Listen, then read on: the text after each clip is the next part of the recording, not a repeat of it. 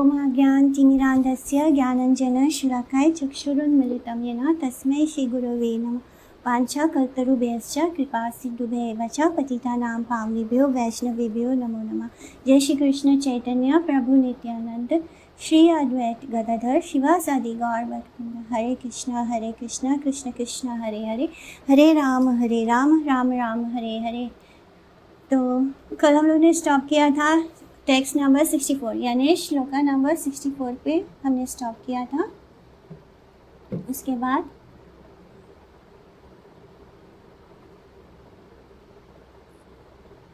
भगवान ने क्या बोला था श्लोका नंबर 64। उसके पहले भगवान क्या बोलते हैं कि मैंने तुम्हें सबसे गुह्यत से पहले उन्होंने गुह्यत यानी बहुत ही कॉन्फिडेंशियल बताया, फिर उससे भी ज़्यादा कॉन्फिडेंशियल ज्ञान दिया।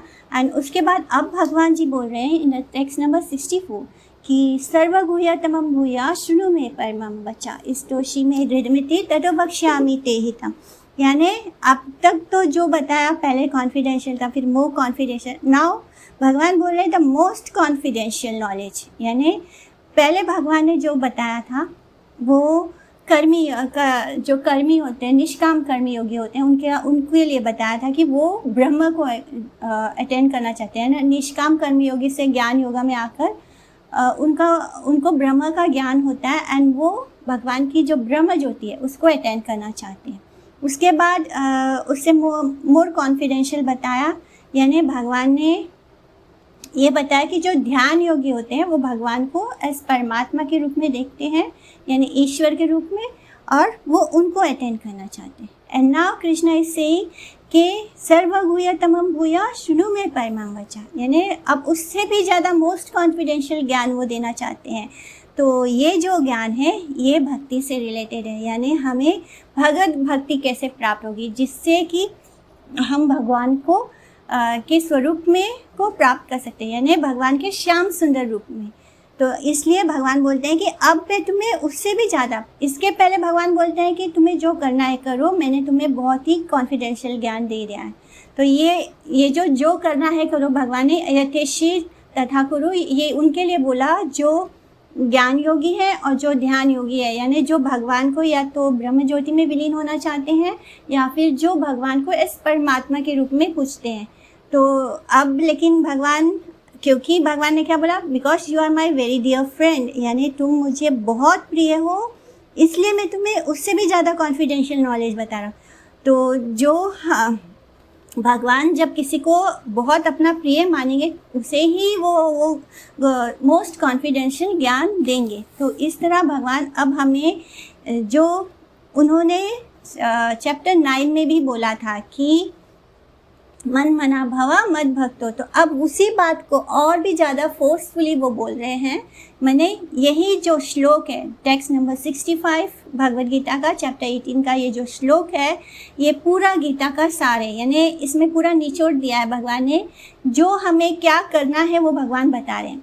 मैंने अब कोई आपके पास चॉइस नहीं है, यही एक चीज़ है जिसको करने से हमारा जो एग्जिस्टेंस है वो प्रॉफिट होगा। या तो हम भगवान को इससे पा सकते हैं या फिर हम इसी संसार में रॉट होंगे, बिकॉज हम अगर भगवान को ब्रह्म ज्योति में विलीन होकर पाने की कोशिश करेंगे तो वापस लौट आएंगे। अगर हम भगवान को परमात्मा के रूप में स्वरूप में सिद्धियाँ प्राप्त करने की कोशिश करेंगे तो भी हम वापस लौट के आएंगे। बट एक भगवत प्राप्ति ही एक ऐसा रास्ता है जिसके बाद हम इस संसार में नहीं लौटेंगे, हम भगवान के अनन्य सेवक बन जाएंगे।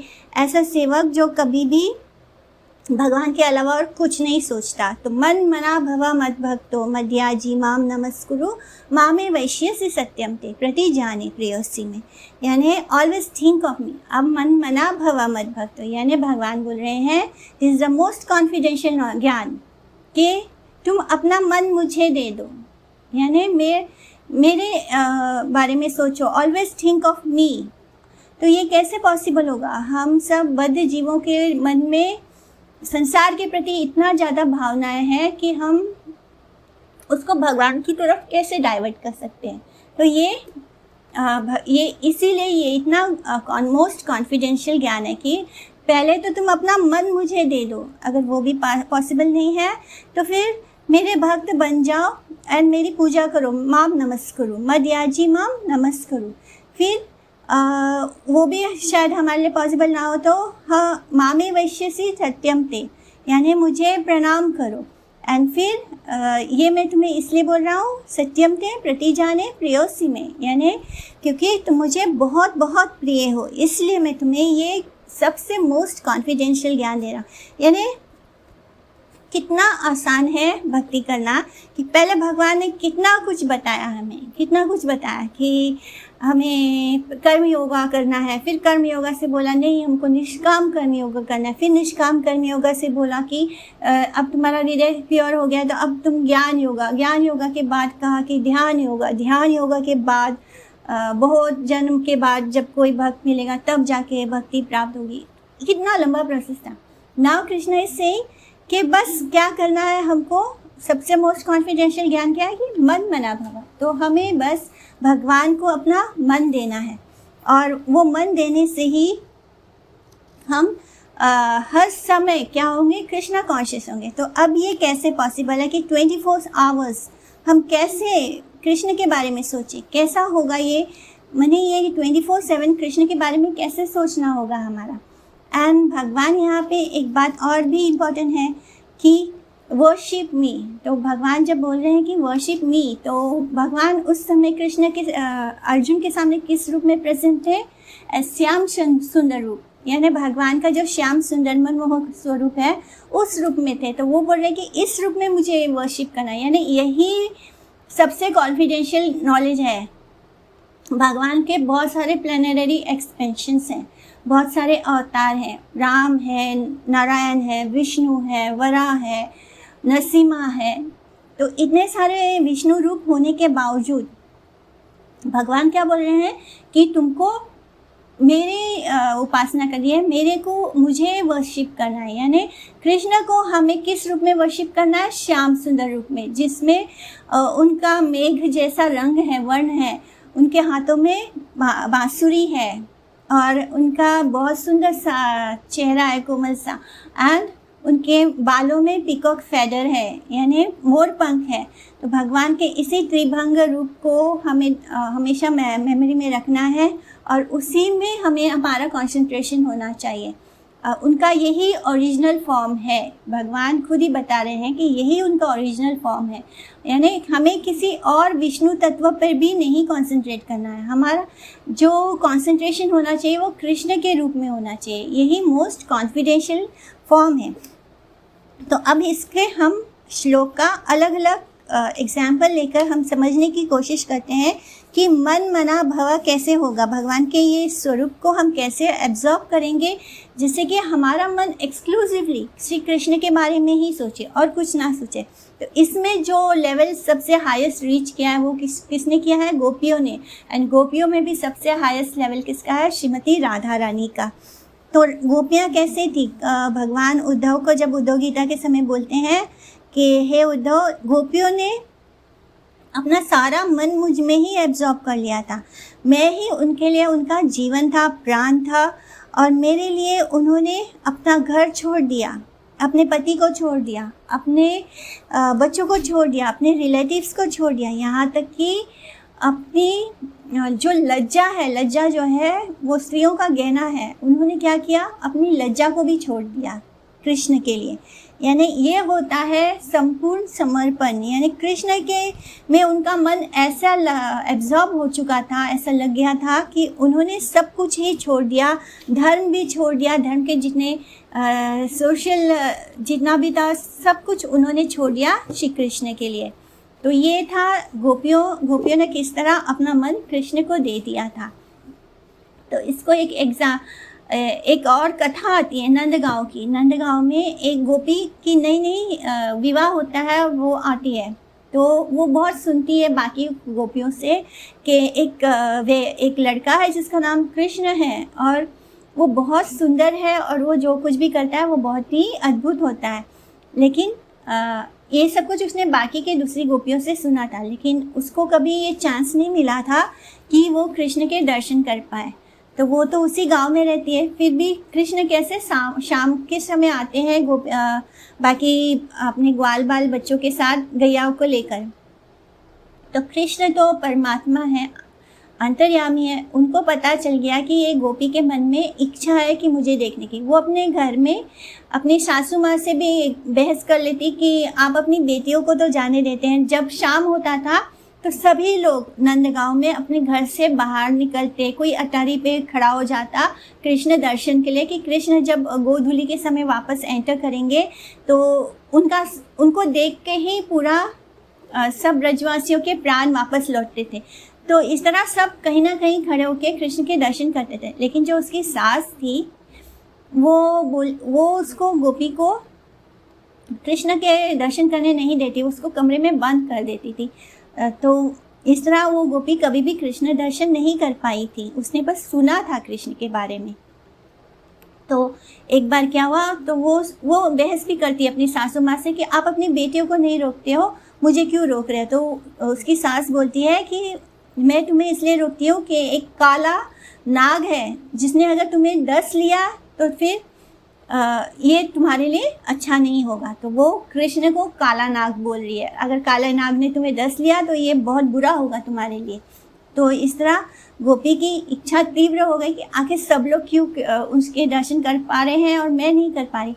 तो वो छुपके से क्या करती है, कहीं से उसको रास्ता खुला रह जाता है, दरवाज़ा पीछे का, वहाँ से वो छुपके से निकल जाती है, झाड़ियों में चली जाती है।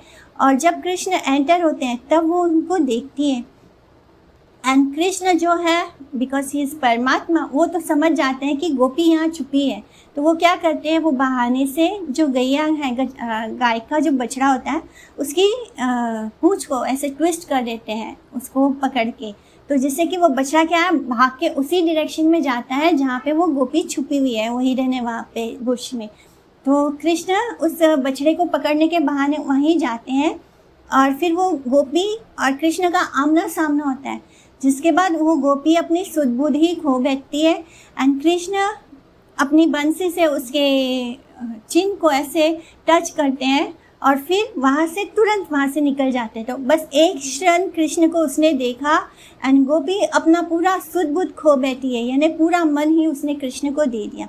अब जब वो घर लौटती है तो उसकी सासू माँ देख लेती कि ये तो बाहर से आ रही है एंड उसका कंडीशन है वो देख के वो समझ जाती है कि इसको काले नाग ने डस लिया, मुझे जिसका डर था वही हो गया। अब उसकी माँ, उसकी सासू माँ समझ नहीं पाती कि उसको घर में काम देती है, बोलती है कि ये लो माखन मठो। तो वो क्या करती है गोपी, वो माखन का मटका लेने के बदले जिस मटके में राई रखा हुआ है, राई के दाने यानी मस्टर्ड सीड्स रखे हुए हैं, उसको लेकर मटना शुरू कर देती है। फिर मटते मटते फिर वो खो जाती है, मैंने उसका कुछ होश ही नहीं है कि वो कर क्या रही है। और जब सरसों के दाने में वो मटती है तो कुछ खट खट खट खट आवाज़ आती है, तो और फिर बाद में वो रुक जाती है। तो सासू माँ आकर देखती है तो ये क्या कर रही है, ये तो सरसों के दाने को मट रही है। फिर उसको डांट डपट के उठाती है, बोलती है जाओ जाके तुम पानी लेकर आओ, कुएं से पानी ले आओ। तो सासू माँ उसके सर पर 2-3 मटके रख देती है और हाथ में गोद में अपनी बेटी का एक बच्चा होता है उसकी गोद में रख देती है, बोलती है जाओ इसको भी बाहर लेकर खिला कर आओ और मटके में पानी भर आओ। तो वो भी कुएं पे जाती है और कुएं पे क्या करती है, वो इतने अपने होशो आवाज़ में नहीं है, उसने जो देखा अपनी आंखों से कृष्ण को अपने सामने, उसके बाद उसको कुछ होश नहीं है, उसके आंखों के सामने कृष्ण ही कृष्ण दिख रहे हैं। तो वो क्या करती है, वो रस्सी लेके जो बच्चे को उसकी गोद में दिया था सासू माँ ने, उस बच्चे के गले में बांधने जा रही, यानी वो उसको ही मटका समझ रही है। और उसी समय जो बाकी के आसपास गोपियाँ थी वो उसको देख लेती है और उसको झट से रोक देती है। तो इस तरह जो गोपी है वो कैसी हो, सबको लगता है कि इसको किसी भूत प्रेत ने पकड़ लिया इस गोपी को, क्योंकि ये बच्चे को भी मार देगी ऐसे लग रहा था। लेकिन जो बाकी की गोपियां हैं वो समझ जाती हैं कि इसको भूत ने नहीं, नंद के छोरे ने पकड़ लिया है। तो इस तरह ये जो स्थिति है इसको बोलते हैं मन मना भवा, यानी अपना मन ही कृष्ण में लग गया है और इस तरह लगा है कि कुछ और होश नहीं है। यानी 24/7 ऐसा जो व्यक्ति होता है वो 24 घंटे कृष्ण में होता है, यानी ये होता है मन मना भवा। देन सेकेंड चीज़ मद भक्तो, यानी मद भक्तो आप भगवान की भक्ति कैसे करेंगे? तो श्री प्रहलाद महाराज ने क्या बताया था? श्रवणम कीर्तनम विष्णु स्मरणम पाद सेवनम अर्चनम वंदनम दास्यम साख्यम आत्मनिवेदनम इति पुंसार्पिता विष्णु भक्तिश्चेन्नौ लक्षणा क्रियते भगवती अद्धा तन्मय अधितम उत्तमम। यानी प्रहलाद महाराज बताते हैं कि भगवान विष्णु की जो भक्ति है वो हम किस तरह कर सकते हैं। जो 9 प्रोसेस है उसमें से हम किसी एक में भी कर सकते हैं, ज़रूरी नहीं कि हमें सारे 9 के हम किसी एक को ही अच्छे से करें तो भी काफ़ी होता है। यानी सुनना, हियरिंग, चैंटिंग, रिमेंबरिंग, भगवान का नाम, गुण, क्वालिटीज़, पास टाइम सब कुछ सुनना, याद रखना, ये होते हैं भक्ति के 9 लक्षण। तो इनको हम फॉलो करके भगवान की भक्ति कर सकते हैं और जिससे कि हमारे अंदर उनके प्रति सरेंडर बढ़ता है। तो इसमें सा वही मना कृष्ण पादारविंद, तो इसमें का जो सबसे बेस्ट एग्जाम्पल है वो अम्बरीश महाराज का है। तो अम्बरीश महाराज कैसे थे कि वो 24/7 वो कृष्ण की भक्ति करते थे। महाराज थे, पूरे पृथ्वी के, भारतवर्ष के महाराज थे, लेकिन उन्हें भक्ति वो इतने पूरे तन्मय होकर कृष्ण की भक्ति करते थे। जो कुछ भी था उसको वो कृष्ण को अर्पित करते थे। यानी उन्होंने अपना मन कृष्ण के चरणों में लगा दिया था। तो उनके मन में हमेशा कृष्ण के चरण ही थे और उनका जो स्पीच था वो क्या था? भगवान के गुणों की व्याख्या करना। उनके जो हाथ थे वो मंदिर को सफाई करते थे। उनके जो कान थे वो भगवान की लीलाओं का श्रवण करते थे। उनकी जो आंखें थी वो श्री मूर्ति, भगवान के मंदिर का जो अर्च विग्रह है उसके दर्शन करने में उनकी आंखें यूज़ होती थी। उनके जो बॉडी और हाथ थे वो जब भी किसी को स्पर्श करते तो किसे स्पर्श करते? वो भगवान के भक्तों को स्पर्श करने में। और जब उनका जो नोज़ है, उनकी जो नाक है, वो किसके फ्रेग्रेंस लेती? भगवान के चरणों में अर्पित तुलसी के। और उनका जो टंग है, उनकी जो जीवा है, वो भगवान के प्रसाद को पाने में यूज़ होता था। इस तरह उन्होंने उनके जो चरण थे वो भगवान के प्रदक्षिणा करने में, उनके जो धाम है वहाँ पर चलने में उनके चरणों का इस्तेमाल हो रहा है। यानी अपना शीश वो भगवान के सामने उनके चरणों में झुकाने में यूज़ करते हैं। तो इस तरह वो हर समय कृष्ण भक्ति कर रहे थे। यानी उनकी ऐसा कोई भी उनका अंग का कोई भी ऐसा हिस्सा नहीं है जो कृष्णमय ना हो। इस तरह वो भक्ति कर रहे थे।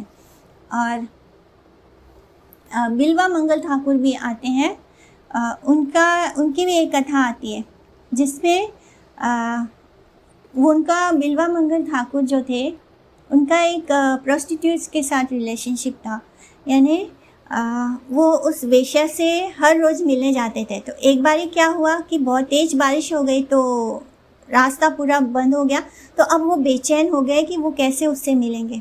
तो फिर उस तेज़ बारिश में उन्होंने क्या किया, देखा कि एक लकड़ी बहते हुए जा रही है, तो उन्होंने उसको थाम लिया और उसको पकड़ के वो दूसरे किनारे आ गए। किंतु वो जिसको थाम के अगले किनारे पे आते हैं वो लकड़ी नहीं थी, वो क्या था? एक डेड बॉडी था जिसका उन्हें कोई भास नहीं हुआ। फिर वो वहाँ से किसी तरह फांदते हुए चिंतामणि, जो उस वेश्या का नाम था, उसके घर के पास पहुँचते हैं। तो देखते हैं कि दरवाज़ा वगैरह सब बंद है एंड उनको पहुँचने में बहुत बीच रात हो गई है, यानी 1-2 बज रहा होगा रात के। एंड फिर वो क्या करते हैं, वो सोचते हैं कि मैं दीवार पे चढ़ के क्रॉस कर जाऊँ और आंगन में से उसके घर में पहुंच जाऊं। लेकिन वो क्या होता है, वो दीवार बहुत ऊंची होती है। तो अब उसको चलने के लिए रस्सी चाहिए होती है। तो वो देखते हैं कि काले रंग की रस्सी लटक रही है, उसको पकड़ के वो उस दीवार पर चढ़ते हैं और दूसरी तरफ कूदते हैं। एंड क्योंकि ऊंचाई से कूदते हैं तो वो गिर जाते हैं ज़ोर से। जिसके और बेहोश हो जाते हैं। वहाँ से फिर जो कमरे में चिंतामणि है उसको जोर से कुछ धम करके आवाज़ आती है। यहाँ पर जो बिल्वा मंगल ठाकुर जी हैं, उन्होंने जिसको रस्सी समझ के उस दीवार को फांदा था, वो एक्चुअली में रस्सी नहीं था, वो सांप था। यानी किस तरह बिल्वा मंगल ठाकुर उस वेश्या में एब्जॉर्ब थे कि उन्हें ना तो लाश का पता चला जिसको उन्होंने लकड़ी समझ लिया, ना तो जे उन्हें सांप से या किसी चीज़ का भय हुआ, क्योंकि उन्होंने सांप को ही रस्सी समझ लिया था। तो इस तरह वो चिंतामणि नीचे उतर के आती है और बाहर बिजली चमक रही होती है। उस रोशनी में वो देखती है कि ये तो बिल्वा मंगल है। फिर उसको थोड़ा होश में लाती है और उसके बाद उससे बहुत उल्टा सीधा सुनाती है, क्योंकि उसे गुस्सा आता है और गुस्से में बोलती है कि जितना अटैचमेंट तुमने मेरे लिए रखा कि तुम सांप को रस्सी समझ गए या ऐसे करके यहाँ पर पहुँचे हो, क्योंकि उसने देखा कि सांप दीवार पर है, उस बिजली कड़कते में देख लिया था। तो इतना अगर तुम्हारे अंदर अटैचमेंट कृष्ण के लिए होता तो अब तक तुम पर कितनी कृपा हो चुकी होती। तो बड़े ही कड़वे अंदाज में उसने चिंतामणि को ऐसे सुना दिया। तो ये बात जो है कि बिल्वा मंगल को लगता है कि मैं इसके लिए इतने आया और ये मुझे ऐसे बोले, तो उनके हार्ट को एकदम पियर्स कर गया और इस वजह से उनको लगता है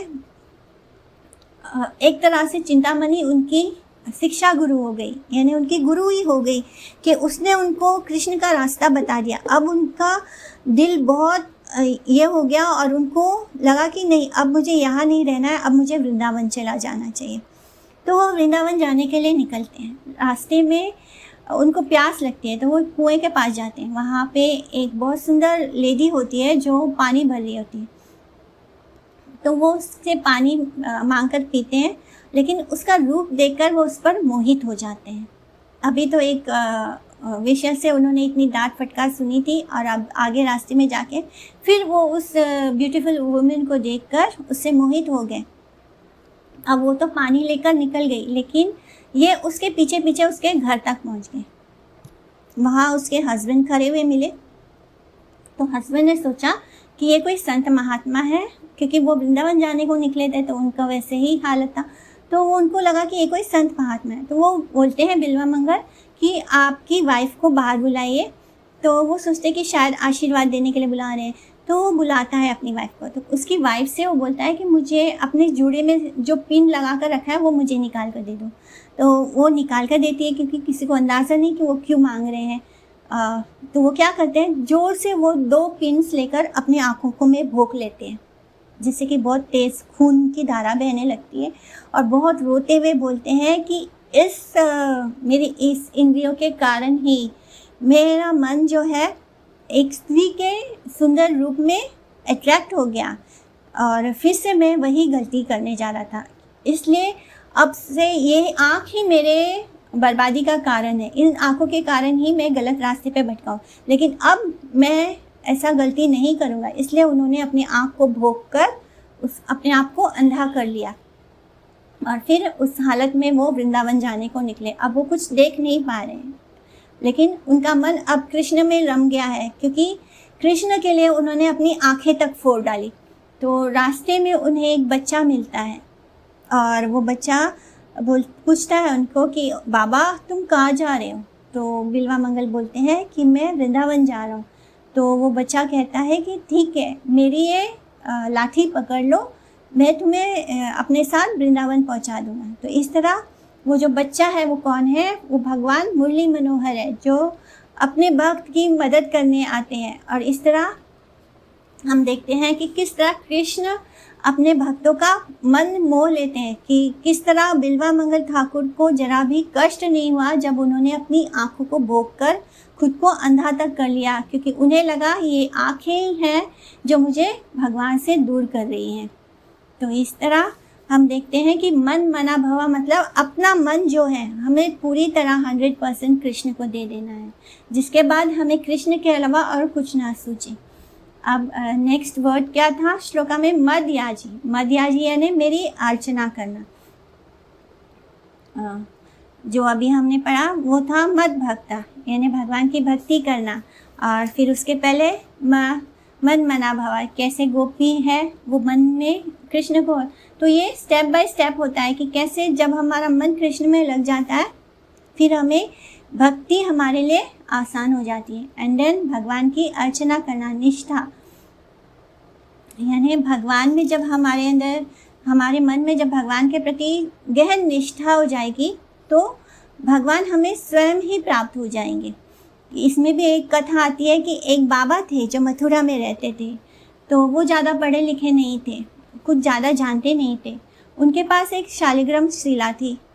तो उन्होंने एक निष्ठा कर लिया, एक वचन दे दिया अपने आप को कि मैं हर रोज़ ब्रह्म मुहूर्त में इस शालिग्राम को यमुना नदी के जल से ही स्नान कराऊंगा, अभिषेक करूंगा।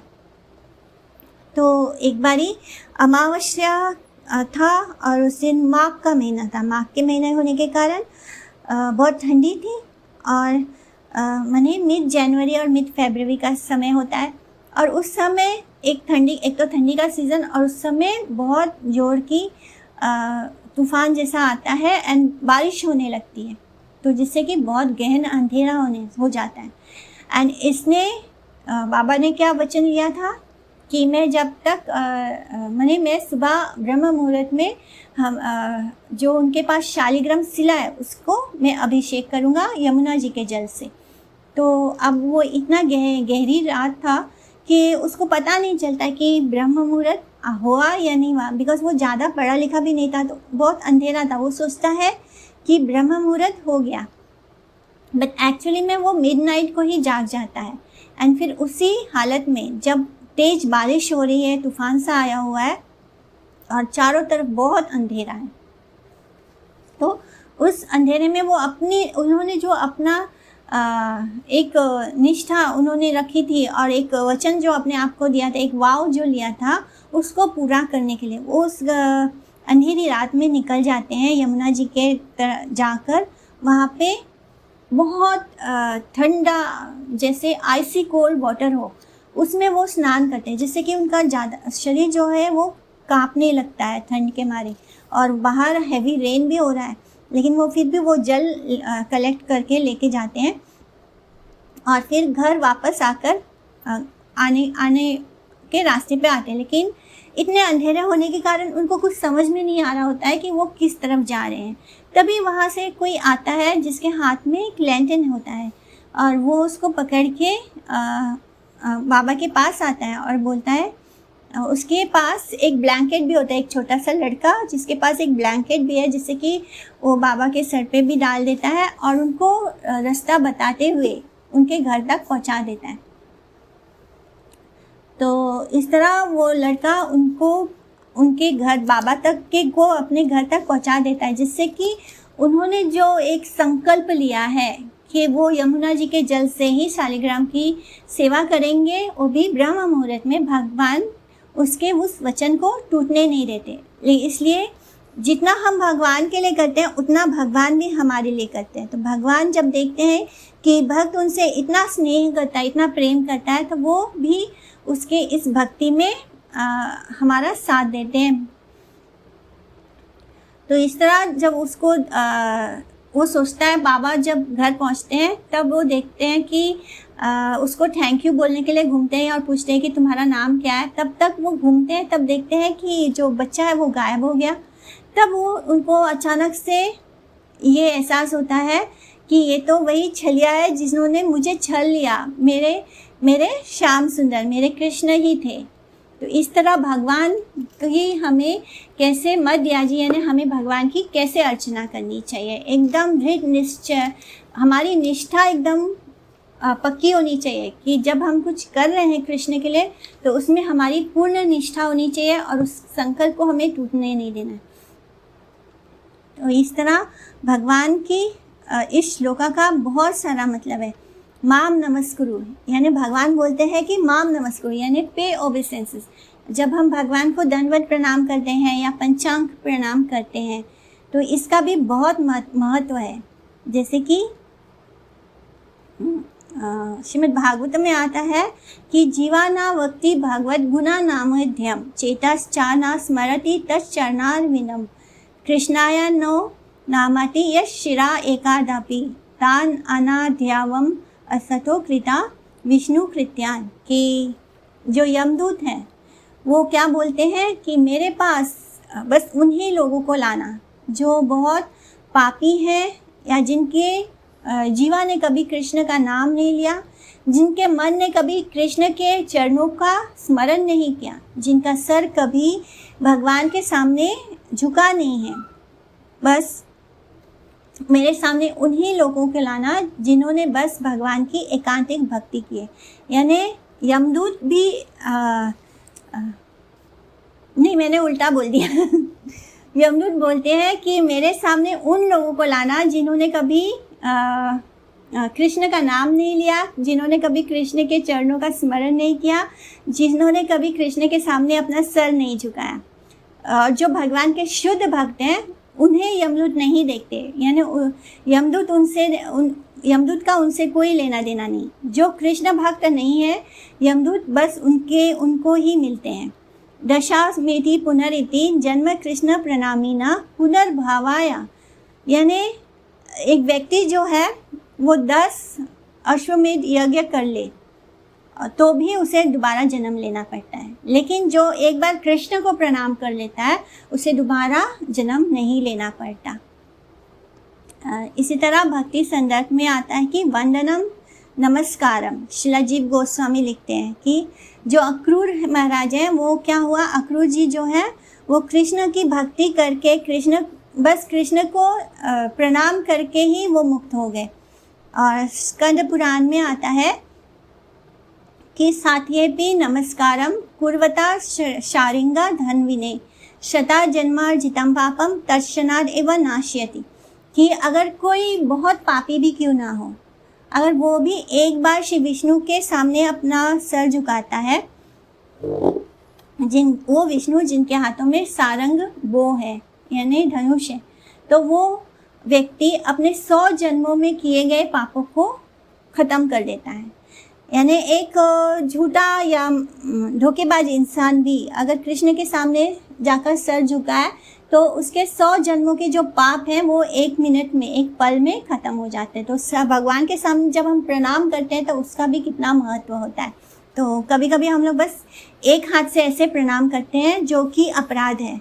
जब भी हमें प्रणाम करना होता है कृष्ण के सामने तो पूरा या तो पांचांग प्रणाम कीजिए या तो दंडवत प्रणाम कीजिए।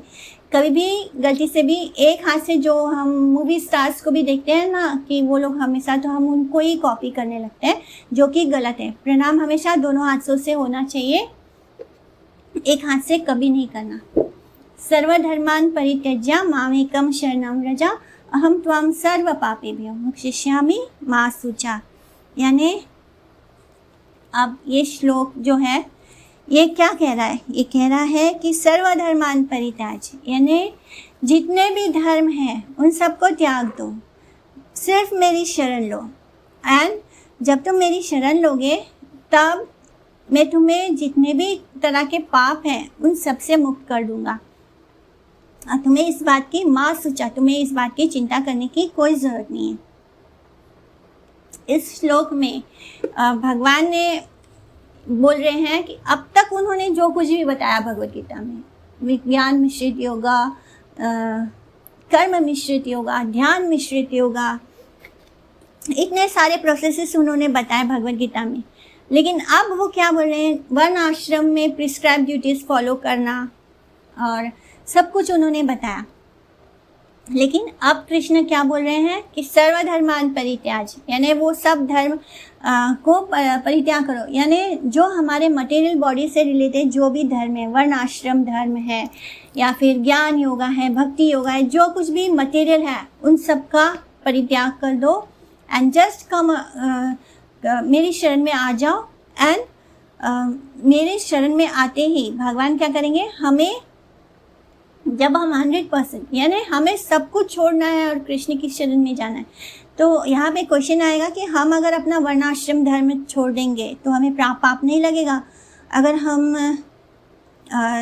जो भगवान अभी तक क्या बोल रहे थे कि तुम क्षत्रिय हो, तुम्हारा ये धर्म है, तो भगवान ने इतनी सारी बातें बताई, तो अगर वो ये सब छोड़ देगा तो क्या उसे पाप नहीं लगेगा? लेकिन भगवान क्या बोलते हैं कि सब कुछ परित्याज्य, यानी सब कुछ त्याग दो और सिर्फ मेरी शरण में आओ।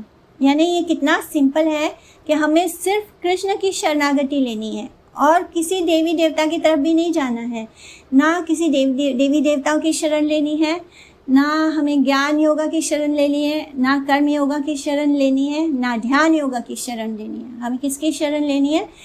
हमें सिर्फ और सिर्फ भक्ति की शरण लेनी है, यानी कृष्ण की शरण लेनी है और हमें सिर्फ भक्ति योगा करना है। तो ये श्लोक आता है मन मना भव श्लोक के बाद आता है, यानी जब हमारा मन कृष्ण में लग जाएगा तभी हम 100% सरेंडर कर पाएंगे।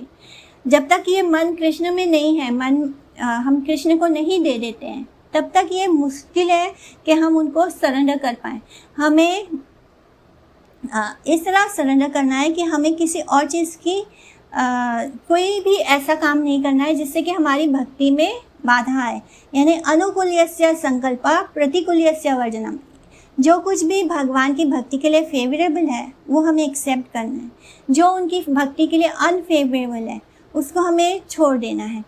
हमें भगवान पर इतना फेथ होना चाहिए, इतनी श्रद्धा होनी चाहिए कि अगर हम बीच जंगल में रात के अंधेरे में हो तभी हमें ये कॉन्फिडेंस होना चाहिए कि कृष्ण हमारी रक्षा करेंगे। जैसे कि द्रौपदी को था, जैसे कि गजेंद्र को था कि भगवान मेरी रक्षा करेंगे। तो ये जो चीज़ है ये बहुत इम्पॉर्टेंट है कि चाहे हमारे कैसे भी सिचुएशन में क्यों ना हो, हमें ये कॉन्फिडेंस होना चाहिए कि कृष्ण हमारी रक्षा करेंगे और वही हमारे मेंटेनर है और हमें उनको ही अपने आप को सौंपना है और हमेशा उनकी भक्ति में एंगेज रहना है फॉर हिज प्लेजर, यानी कृष्ण को जो अच्छा लगता है वो हमें करना है। तो इस तरह भगवान हमें बता रहे हैं कि हमें सब धर्मों का त्याग करना है, फिर चाहे वो कितने वर्ण आश्रम धर्म है, फिर चाहे वो देवी देवता है, फिर चाहे वो हमारे ज्ञान योग है, कर्म योग है, क्योंकि जो ज्ञान है, जो कर्म है, ये भी 3 गुणों के अधीन है। जो ध्यान योग है ये 3 गुणों के अधीन है। सिर्फ भक्ति जो है, जब भक्ति मिश्रित नहीं होती, एकदम प्योर होती है, केवल भक्ति होती है, वो गुणों के अधीन नहीं होती।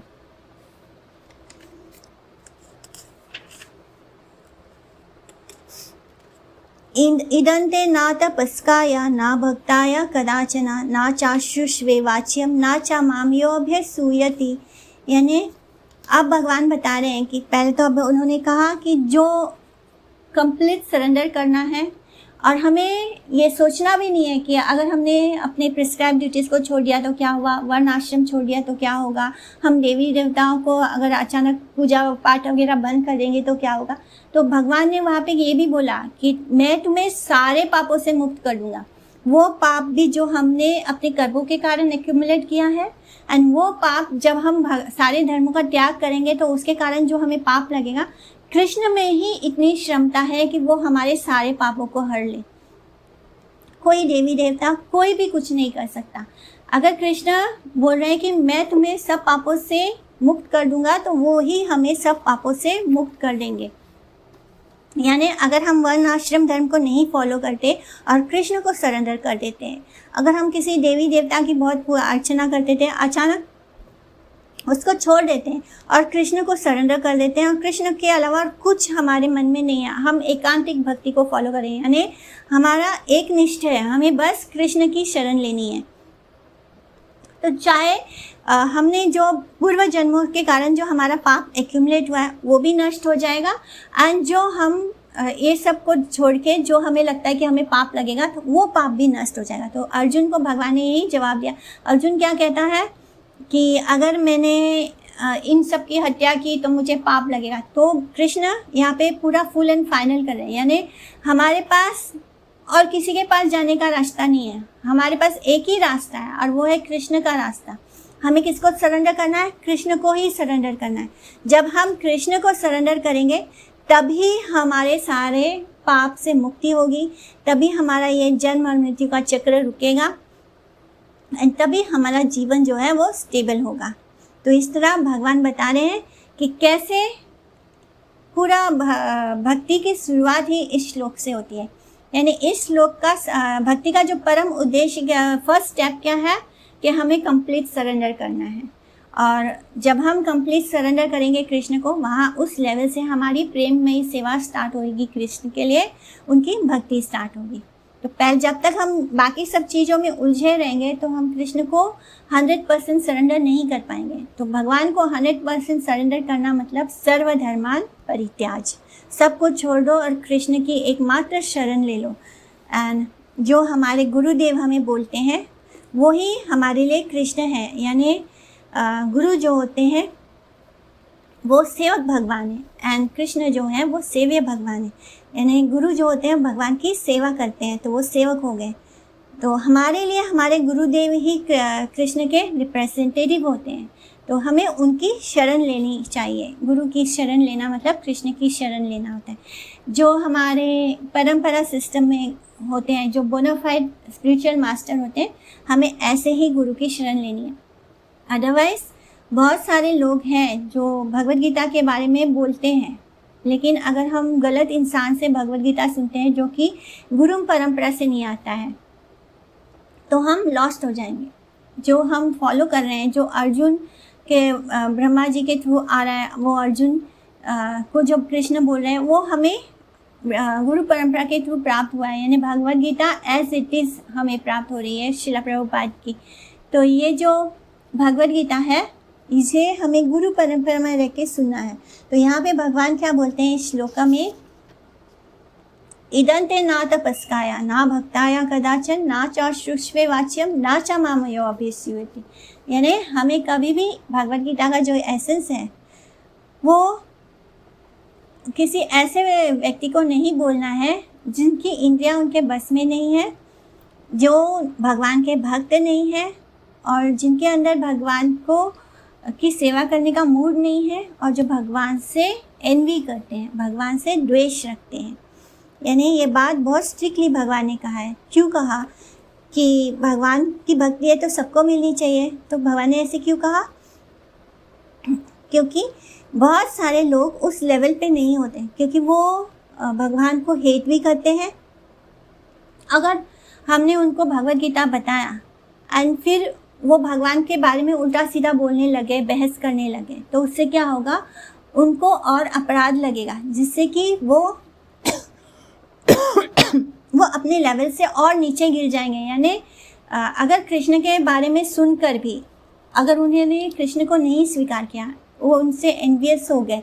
और क्योंकि ऐसे लोग हमेशा कैसे होते हैं, जो नशा करते हैं, जिनके सेंसेस कंट्रोल में नहीं होते, जो बहुत ज़्यादा भौतिक शरीर के सुख में रहते हैं, तो उनको हम भगवद गीता बताएंगे भी तो वो उसको गलत तरीके से लेंगे। कुछ लोग तो जो ये श्लोका है कि आत्मा ना मरती है ना मारती है, तो वो इस बात को पकड़ लेते हैं और बोलते हैं कि हम किसी को भी मार सकते हैं क्योंकि आत्मा नहीं मरती। तो ऐसे लोग जो इस लेवल पर नहीं है, जिसमें कृष्ण के प्रति कोई निष्ठा नहीं है और जो भगवान से एनवी करते हैं, जो भगवान से द्वेष रखते हैं, जिनकी इंद्रियां उनके बस में नहीं हैं, ऐसे लोगों को अगर हमने भगवद गीता का ज्ञान दिया तो वो गलत तरीके से उनके पास जाएगा, जो कि उनका भला करने के बदले उनका नुकसान कर देगा, या फिर वो कृष्ण को अस्वीकार कर देंगे और गीता की किसी बात को पकड़कर उसको गलत तरीके से इस्तेमाल करेंगे।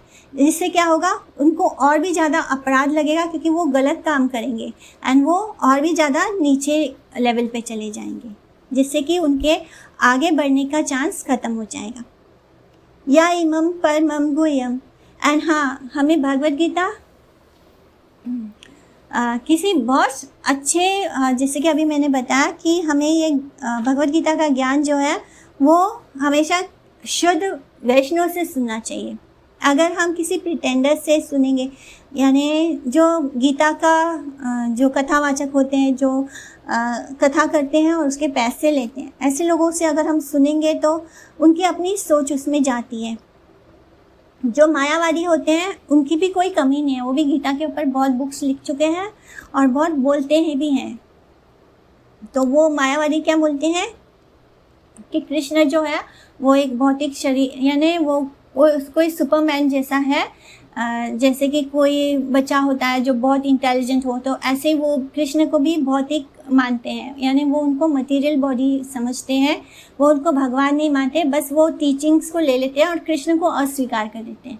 तो ऐसे करने से भी दोष लगता है। तो हमें ऐसे गलत लोगों से भगवद गीता नहीं सुननी चाहिए। ना इमं परमं गुह्यं मद भक्तेष्वभिधास्यति भक्तिमयी पराम कृत्वा मामे वैश्यति असंशया।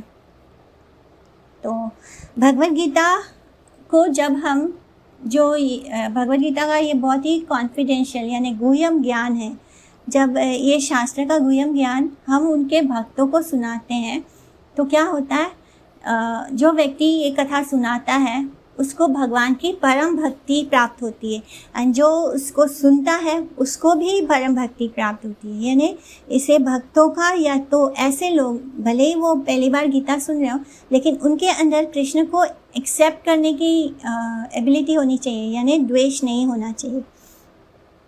तो इस तरह जो भी कृष्ण की इस भगवद गीता का कॉन्फिडेंशियल नॉलेज दूसरों को देता है, वो भी भगवान की परम भक्ति को प्राप्त होगा, एंड जो इसको सुनता है वो भी भगवान की परम भक्ति को प्राप्त होता है। तो इसलिए हमें ये ज्ञान उनको नहीं देना है जो बहुत विकेड है, जो फेथलेस हैं, जो बहुत एरोगेंट हैं। ऐसे लोगों को, एथिस्ट लोगों को नहीं देना है। भगवान के भक्तों के बीच जब ये कथा बोली जाएगी तो बोलने वाले को भी भगवान की भक्ति प्राप्त होगी, एंड जो सुनेगा उसको भी भगवान का भक्ति यानी उनका धाम प्राप्त होगा। नाचा तस्मात् मनुष्येषु कश्चिन् मे प्रियकृत्तमा भविता नाचा में तस्मात् अन्य प्रियतरो भुवि। यानी इस ह्यूमन सोसाइटी में, मनुष्यों में कोई भी इससे ज़्यादा अच्छा सर्विस और कोई नहीं है जब कोई भगवान की गीता दूसरों को एक्सप्लेन करता है। ये सबसे बेस्ट सेवा है भगवान के हिसाब से। जो सबसे बेस्ट सेवा ये है कि भगवान का जो ये ज्ञान है, भगवान की जो ये गीता है, जब इस ह्यूमन सोसाइटी में कोई व्यक्ति इस गीता का प्रचार करता है तो वो भगवान को सबसे ज़्यादा प्रिय होता है। यानी इस पूरे संसार में वो व्यक्ति भगवान को सबसे ज़्यादा प्रिय होता है जो भगवान की भगवद गीता का ये प्रचार करता है। तो इस तरह एक शुद्ध भक्त का ये ड्यूटी है कि वो भगवान की इस भगवद गीता का प्रचार करें। अध्यस्ते च या इमं धर्म्यं संवादम आवयो ज्ञान यज्ञेन तेनाहम इष्टास्यामिति मे मति। जो व्यक्ति भगवद गीता को पढ़ता है और भगवान के इस डायलॉग को रीड करता है तो उससे और अपनी बुद्धि से, अपने इंटेलिजेंस से भगवान कृष्ण को भगवान मानता है और भगवान के इस भगवद गीता को सिर्फ पढ़कर ही भक्ति करता है, तो वो व्यक्ति थ्रू ज्ञान यज्ञ, यानी वो ज्ञान यज्ञ कर रहा है। ये वो ज्ञान योगा वाला ज्ञान नहीं है, ये शुद्ध ज्ञान है, यानी शुद्ध सत्व वाला ज्ञान जो 3 गुणों से ऊपर होता है। तो ये जो ज्ञान यज्ञ तेना हम इष्टा, वो अपने ज्ञान यज्ञ से भगवान को यानी कृष्ण को भगवान मानता है, अपनी बुद्धि से वो कृष्ण को भगवान मानता है।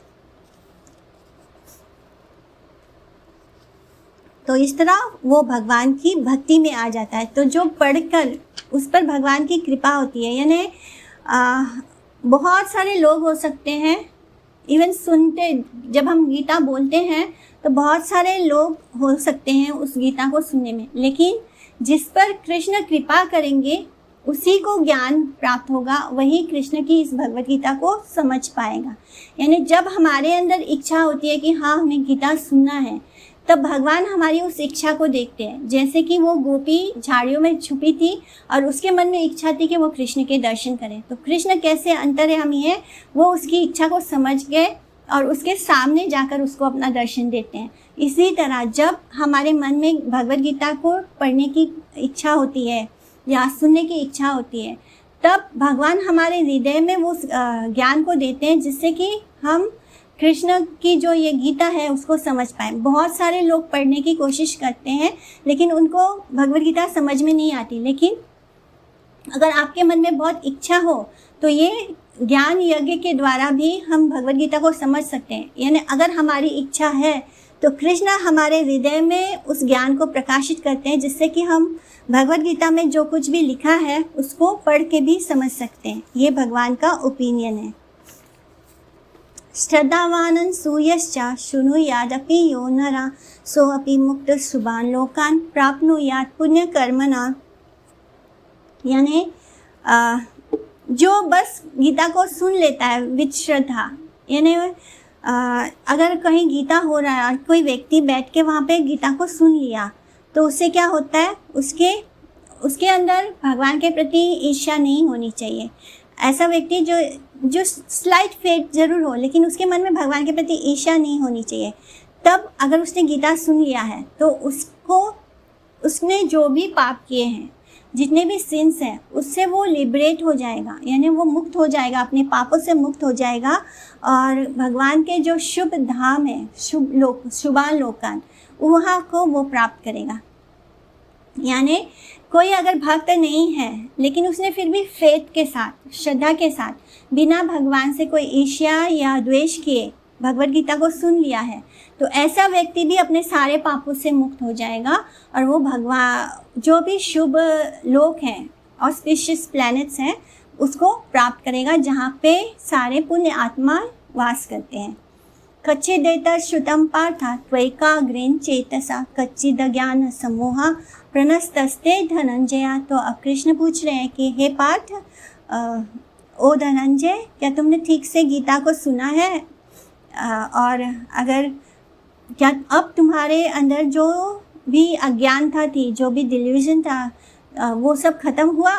तो अब क्वेश्चन कर रहे हैं ये सब क्यों बोलते हैं कृष्ण, ताकि जैसे कि अभी मैंने आपको बताया और फिर मैं आपसे पूछती हूँ ना कि आपको समझ में आया, आपको कोई डाउट तो नहीं? तो यही बात कृष्ण पूछ रहे हैं कि हे अर्जुन, तुम्हें समझ में आया जो मैंने बोला? क्या तुमने ध्यान से सुना?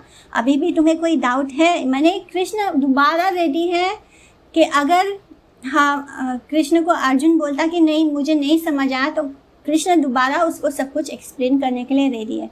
तो जैसे कि हमारे गुरु होते हैं, वो हमें जो चीज़ हमें नहीं समझ में आए उसे जब हम उनसे पूछते हैं तो वो दोबारा उसको एक्सप्लेन करने के लिए तैयार हो। तो इसी तरह कृष्ण जो है वो जगत गुरु हैं, वो अर्जुन को दोबारा सब कुछ एक्सप्लेन करने के लिए रेडी है अगर अर्जुन को डाउट है अभी भी। तो इसलिए हमें बहुत सोच समझ के गुरुदेव की शरण लेनी है कि ऐसा गुरु हो जो हमारे सारे डाउट्स को क्लियर कर सके, जो बहुत पेशेंसली हमारे डाउट्स को सुने और उसको क्लियर करने के लिए रेडी हो। तो इस तरह हमें ऐसे ही बोनाफाइड गुरुदेव की शरण लेनी चाहिए। अर्जुन उवाच नष्टो मोहा स्मृतिर्लब्धा त्वत्प्रसादन् मया अच्युता स्थितोऽस्मि गतसन्देह करिष्ये वचनं तव। नाउ अर्जुन बोलता है कि हे अच्युत, मेरा जितना भी मोह था वो ख़त्म हो गया है। आपकी कृपा से मेरा मोह ख़त्म हो गया और मेरे जो मेमोरी लॉस्ट हो गई थी, जो मैं तितर बितर सा हो गया था अर्जुन अंदर से, अब उसका जो मेमोरी है वो एक अपनी जगह पे आ गया है और वो अपने आत्मा को और उसका जो बुद्धि है वो सब कुछ एक जगह स्थिर हो गया है और अब वो ज्ञान में सिचुएटेड है। ये कौन सा ज्ञान है? ये भक्ति का ज्ञान है। तो उस ज्ञान में वो ट्रू ज्ञान माने जो निर्गुण होता है, जो गुणों वाला ज्ञान नहीं, ज्ञान मिश्रित भक्ति व ज्ञान योगा नहीं, ये है भगवान की भक्ति का ज्ञान, यानी ये ट्रू ज्ञान है। उसमें वो स्थित हो गया है एंड अब मैं वही करूँगा जो आप मुझे करने के लिए बोलेंगे। अब आप जो बोलोगे मैं वही करूँगा। मुझे जो भी मोह था वो सब खत्म हो गया है। संजय उवाच इत्याहं वासुदेवस्य पार्थस्य च महात्मना संवादिमम् अश्रौषम् अद्भुतं रोमहर्षणम्। यानी संजय बोल रहे हैं कि धृतराष्ट्र से कि हे राजन, मैंने जो सुना है वो इतना यानी महात्मा वसुदेव और पार्थ और वसुदेव के बीच में जो मैंने सुना है वो इतना अद्भुत है कि मेरे शरीर का सारा रोम रोम खड़ा हो गया है। यानी संजय क्योंकि संजय तो लाइव टेलीकास्ट देख रहा था युद्ध का, एंड इस बहाने उसने कृष्ण का वो विश्व रूप का भी दर्शन किया। इस तरह वो ये सब कुछ सुन के वो भी एकदम अद्भुत, उसको सब कुछ देख के इतना अद्भुत लग रहा है कि वो उसने पूरा मतलब युद्ध का अंत क्या है वो सब कुछ जान लिया है किसकी कृपा से। तो यहाँ पे वो बोलता है कि व्यासाद प्रसादात् श्रुतवान इमं गुह्यम अहम परम योगम योगेश्वरात् कृष्णात् साक्षात कथयथा स्वयं। यानी शीला व्यास देव जो उसके गुरु हैं उनकी कृपा से भगवान क्या बोलते हैं कि अर्जुन को उन्होंने दिव्य नेत्र दिए थे जिसके कारण वो उनके विश्व रूप के दर्शन कर पाया था। लेकिन जो संजय था उसने भी विश्व रूप के दर्शन किए। तो ये कैसे पॉसिबल हुआ? संजय के गुरुदेव यानी शीला व्यास देव जो कि कृष्ण भगवान के ही सत्यावेश अवतार हैं, तो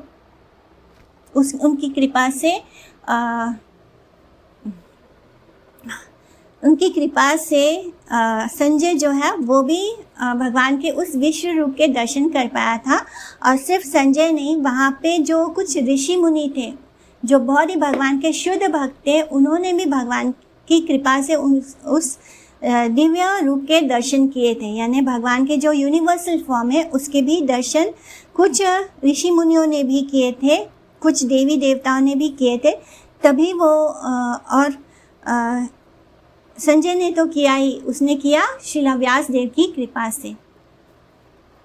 तो इस तरह जब हम अपने गुरु की शरण लेते हैं तब हम भगवान के दर्शन कर पाएंगे।